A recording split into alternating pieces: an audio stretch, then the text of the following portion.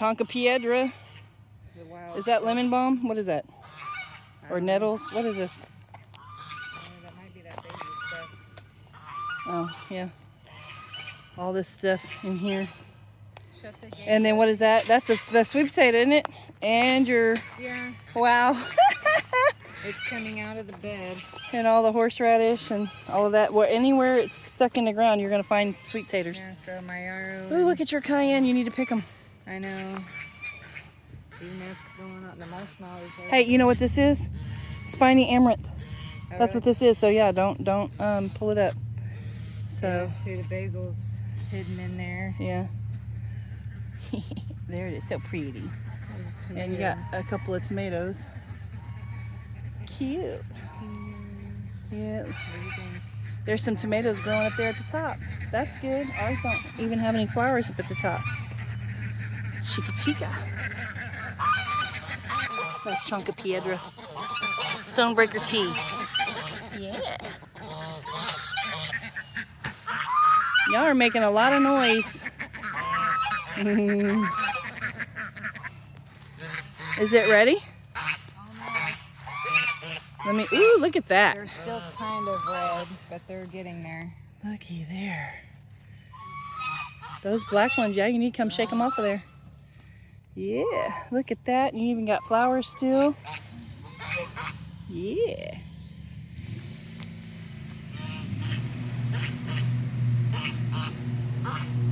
Duck house. Oh, these are the ginger lilies, the shampoo ginger.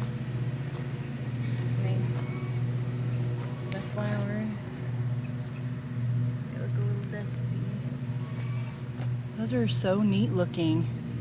Wow.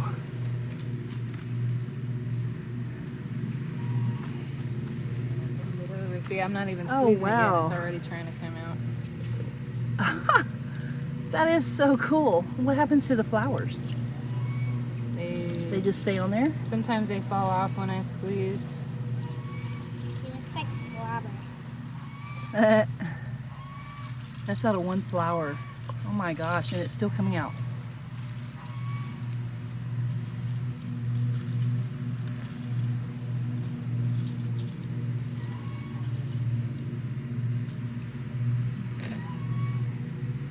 That is so cool. Just kind of. And so then it kind of looks It'll squeezed, and then those are all fat. Look how fat they are.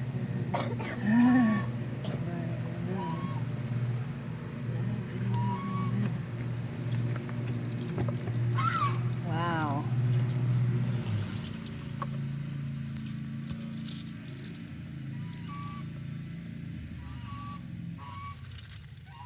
Oh, it smells so good. I can smell it. What's it smell like? It smells like a flowery ginger. Oh, it smells so good. You know it? Oh wow, yeah.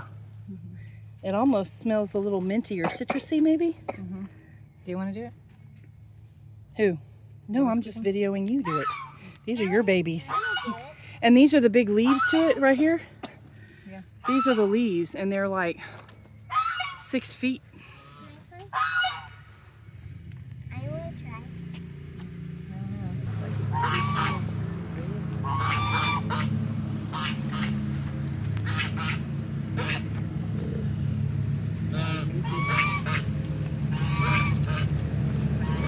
That is so cool.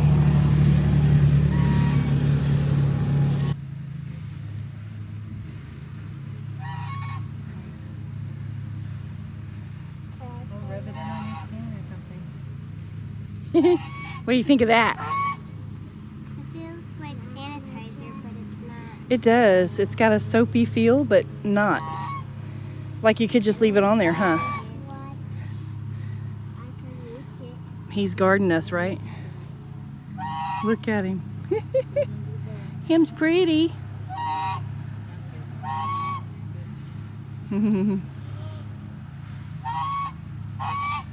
All is well. Now the little one's getting on with it. Let's see here.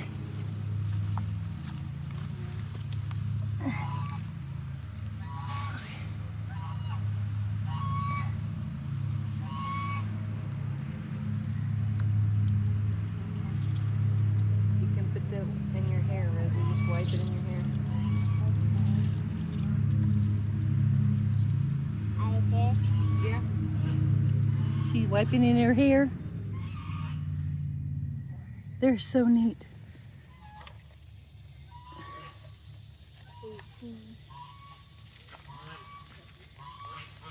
That's a new flower.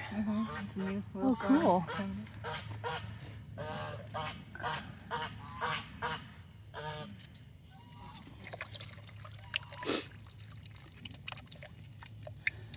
Wow. How much would you say? About a quarter to half a cup each flower? Yeah. Once I squeeze them all, I get about, I think, 2 to 3 cups. I think. Oh, really? I think I got 2 cups. About 2 cups in total. 2 cups in total last night. That is so neat.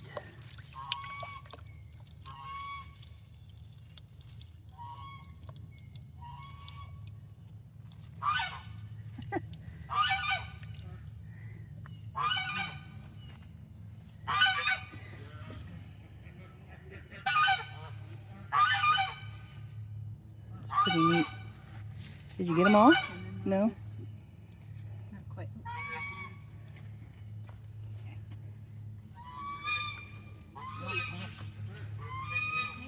That one looks fat still. This one. Yeah, I got like 2 of them over there. I need to get. That is just so neat. And these are the elderberries in the shade. The berries aren't as, but they're still berries. They're not just flowers. So your elderberries are still doing berries, but we'll see how long it takes them to get actual ripe one. Alright, so after we harvest all of our ginger lily juice, we strain it off because it can be quite dirty. Whoa. It's not even coming through that. It will. Do you have to stir it or something? Yeah. Because that's one of them coffee filters. There it comes. Jiggle around, tap it. But yeah, it definitely does take a while. I gotta sit here and I gotta stir it and tap it. Stir it and tap it. Because it's so viscous. Was it like that the first time you harvested it? Or was it a little bit more liquid? No, it's pretty thick liquid.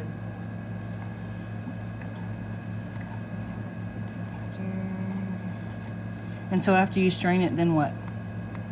And it's ready to use. You can put it in your hair, leave it in all day. Rinse it out if you want to. Don't rinse it out. So if you don't rinse it out, what does it do? Does it leave flakes in your hair? Does it dry or whatever? No, it actually heals your scalp. It's very good, nourishing food for your scalp.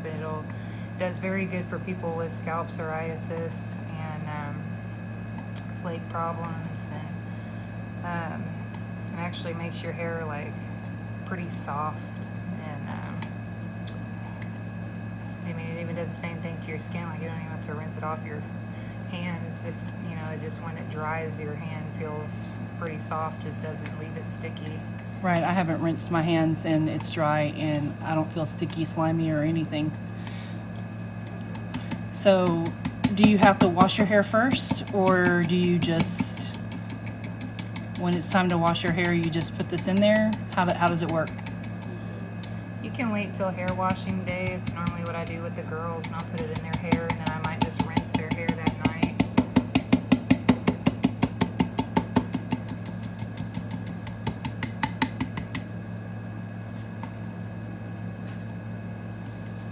So this usually takes a long time. Very long time. Do you have to strain it like that, or can you do it in a one with the bigger holes like a mesh strainer? I've done a cheesecloth, but it's kind of hard with the cheesecloth, Right. so I just use this. And you haven't used a mesh strainer? Because with the cheesecloth, some of the dirt and stuff still came through, but nothing gets through this coffee filter. Okay. But it does, it strains real good, the majority, and then once I get down to literally the last little bit, I just go ahead and put it in my hair or the girl's hair. Right on. And so what does it do to your hair besides it's soft? Like, will it hold a curl or anything like that? I don't know. Does it brighten or dull the hair? No? Your hair stays is pretty much the same. It just looks pretty and smells good. Yeah, shiny and soft. Shiny and soft. It's like even Rosie's hair is kind of thick and coarse. Yeah. But when I put this in her hair, it like kind of softens it, makes it a little shiny, like she's got supermodel hair. It's all nice and flowy instead of just kind of, you know, like caveman-like hair. Right. She's got really curly hair. So ginger lily originates from Hawaii. I think they call it awapua. Mm-hmm. But it's, remember correctly, it actually means, you know, shampoo, you know,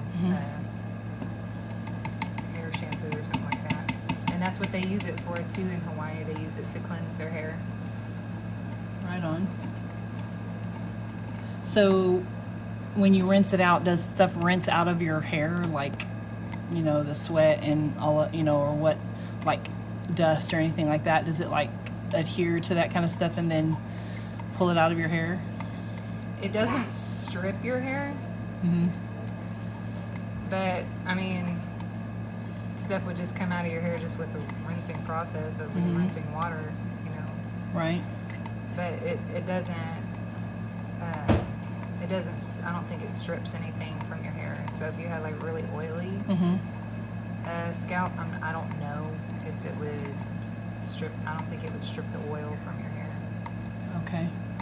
Because that's one of the reasons why people, you know, will use this rather than the harsh shampoos that we normally get from the store, because it doesn't strip your natural oils out of your hair, but it feeds your scalp, you know, and because your head itself, your scalp itself has kind of like a, you can kind of think of it having like a microbiome of its own. Mm-hmm. And so I think a lot of our scalp problems, like having extra oily scalp or super dry scalp and the flakes and stuff like that, those are all from using these commercial hair products and or the health of the person themselves, because even parasites can cause the flaky scalp, you know, or the psoriasis and stuff like that. So having a healthy scalp isn't really about how much you keep it clean, and more so about how what you put inside of you is clean and taking care of your hair, not stripping it from its natural oils. So because the natural oils in your hair actually help protect your scalp. Right on. So does it suds up when you put it in your hair? No, it's not like your commercial cleaners. It doesn't have any kind of scrubbing agent in it. It's just a natural, kind of like a hair gel, like stuff. And just like how it dries on your hand and that your hand gets soft, it does the same thing to your hair. It dries in your hair and your hair gets soft. And it doesn't. It's not like an actual soap. It's more so like a gel or a rinse. You know, like how some people do apple cider vinegar rinses on their scalp and stuff like that. It's more so like a rinse than an actual wash, which you don't really want to wash your hair, because, like I said before, you're stripping your hair of its natural oils and its protective, you know, stuff for your scalp. So, which causes the problems that people have with their scalp. Besides their diet. Besides their diet. Right on. And so you haven't experimented enough to put it with, like, let's say soap nuts or something like that, like, but you could use this on your entire body, like a lotion, maybe, you think? You probably could. Yeah, if it makes your hand feel super soft, you It can does. probably put it anywhere else. I mean, it's good for you. And it smells so good. It doesn't really, I mean, it would be like akin to ginger, but I would say it's more of a citrusy smell, kind Yeah. of. I mean, it's in the family, obviously, in the sense that the plant, looks just like ginger, grows just like ginger. It's has ginormous, yeah. has the rhizomes just like ginger. However, you can't use the ginger lily rhizomes the same way you would use regular ginger rhizomes. You can't. They're not edible. You can't eat them. This is literally only for topical use, not for internal use. Right.